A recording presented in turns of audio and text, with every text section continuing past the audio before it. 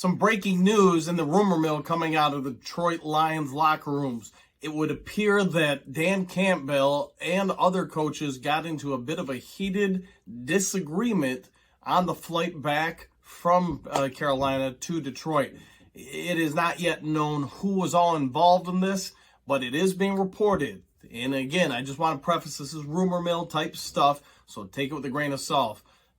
That Dan Campbell, Aaron Glenn, and other coaches got into a rather heated debate about some in-game tactics and preparation that led into Sunday's game. I'm sure we can all agree that game against the Carolina Panthers did not go as anticipated by any stretch of the imagination. We're going to get into that and a little bit more in today's Lions Talk Live, including Dan Campbell talking about Jamison Williams and why he has not seen the field more. So let's get into today's video.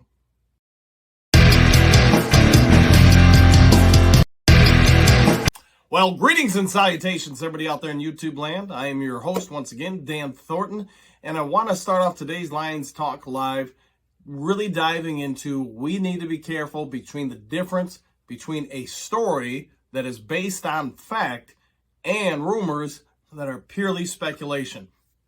As most of you know, I've been a coach for over 30 plus years, but I've also been a sports reporter / sports editor.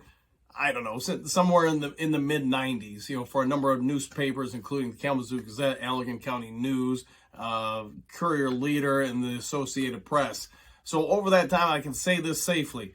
There are a lot of times scuttlebutt comes out about a particular topic that ultimately later on becomes proven to be untrue or shot down vehemently.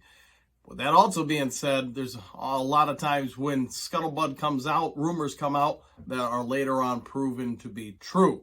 That's the only reason why I'm bringing up these topics, because today there were a couple of things that came out, and right now it's just rumor mill stuff. But I am going to talk about it because as somebody who's coached and been in the sports reporting business for a while, I can say when it comes to this type of chatter, in my experience, there's usually a lot of truth to it.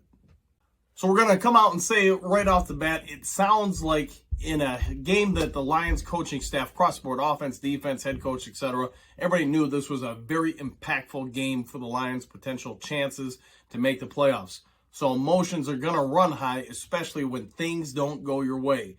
So what I am hearing, and take it again with a grain of salt, is that Aaron Glenn and a couple of the defensive coaching staff members got into it in a bit of an argument on the flight back from Carolina to Detroit.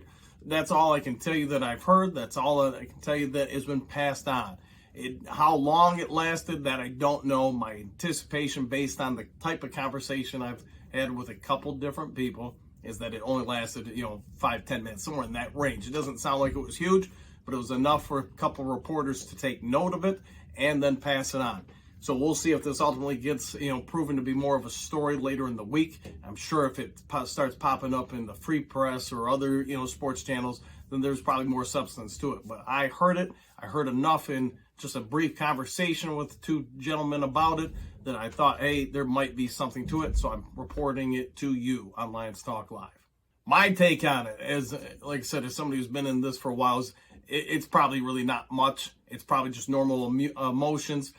People that want to really achieve greatness with this team saw an opportunity for the team to do it, and then obviously we got punched in the mouth, and we got punched in the mouth pretty hard. So I'm going to say this: I wouldn't make too much out of it unless it repeats itself this weekend or in another game this year. Anybody who's played football or watched football or coached football or been on the sidelines during an NFL game, you're going to see people with tempers that boil over. So again, let's say it's a bigger story than it is when it happens again. Otherwise, let's move on to other news. So Dan Campbell in his presser this afternoon talked about Jameson Williams, and he is aware that the rookie did not get a lot of snaps down in Carolina. There was some rumors out there, and I know Woodward Sports, among other people, reported it, that maybe Jameson Williams tweaked his knee, didn't tear an ACL or anything, just kind of tweaked it. I've yet to get any kind of corroborating stories on that or kickback from anybody. If he did something to his knee, it wasn't enough to pop up on any kind of real official reports from the Lions. We'll probably all know more about it tomorrow if there is substance to that story. by the 4 p.m. injury report deadline required by the NFL. So if there's something on there, then maybe there's some merits to this story as well. But with it being a Tuesday, after the holiday, I'm sure we're all aware there's not a lot of breaking news with most teams unless you're the Denver Broncos at this time. But anyways, Jamison Williams, Campbell did go on to say that he's anticipating him getting a little bit more of a workload in the final 2 games. He said the reason why Jamison Williams, and I'm paraphrasing here, hasn't received more, it's just he needs to get more and more snaps to get more and more rapport with Goff and the offense overall, and that's why you're not seeing him out there for 20, 30 snaps a game. So let's hope that Goff, Jamison Williams, and staff can get this guy on the field, because there's 2 games left, and I don't think anybody's expecting or has anticipations for Jameson to be out there for every snap on offense or 90% of the snaps on offense. But I'm going to say this, and you heard me talk about it in the post-game show and then yesterday's video. Why isn't he out there for 20 to 25 snaps a game? This kid has got speed and abilities on offense that very few people do, which also means he's a matchup nightmare for most defenses. So the only thing I'm left to surmise is the coaching staff are seeing something of him in practice that say he just doesn't know enough of the material yet on offense to be able to effectively go out there and play the majority of snaps in the majority of situations. So if that's the case, then this kid, I'm a little surprised by it, because I would have thought even though he was healthy enough to go through routes and stuff, he would be learning the playbook during the time that he wasn't on the physical active roster. But if they wasted all that time with just recovery, then I think they really kind of shot themselves in the foot. He should have been learning the base playbook and then some of the expanded playbook and route tree for receivers while he was down. That's not sounding like the case, though. All right, so let's move on from Jamison Williams to talk about the final 2 games of the regular season. If you've been living under a rock, then I'm going to catch you up. Here it is. The Lions win out and get a little bit of help. They're in the playoffs. We can talk about each team, but in my anticipation, the best route for the Lions to get to the postseason is simply this: win against Chicago, win against Green Bay, and that's going to be tough. But if that happens, if we can win out, then we need the Commanders to lose one of the next 2 games, and we need the same with Seattle Seahawks to win only one of their final 2 games. That gets you in. Another scenario could be if New York Giants lose both their games, and then also one of the other 2 aforementioned teams should go 1-1, then we're in. Let's be honest, though, Green Bay is going to probably end up being the final game of the regular season, is in all intents and purposes going to be a playoff game for both the Packers and the Lions.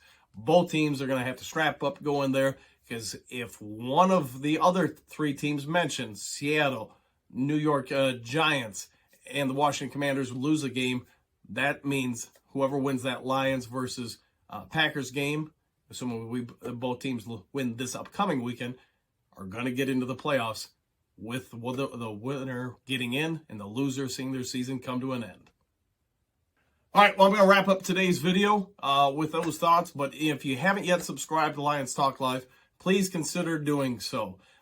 This channel grows as you guys help me grow it. So every time somebody subscribes, leaves a thumbs up, or interacts with each other or me in the comment section below, that helps the YouTube algorithms pick it up and kick out the videos more and more. I do once again want to preface the stuff I heard about Jamison Williams and the coaching staff getting into it. Those at this point, even though some of it has been reported by other media, it's all rumor mills. And I do not like talking about rumors, but it is a slow day. I do believe on one of those stories, there's a little bit of merit, but I also, like I said in the video, I wouldn't really make much of it unless something more comes out of it in the coming days or weeks ahead. So hopefully you all have a great day, and we'll see you tomorrow on Wednesday's next edition of Lions Talk Live.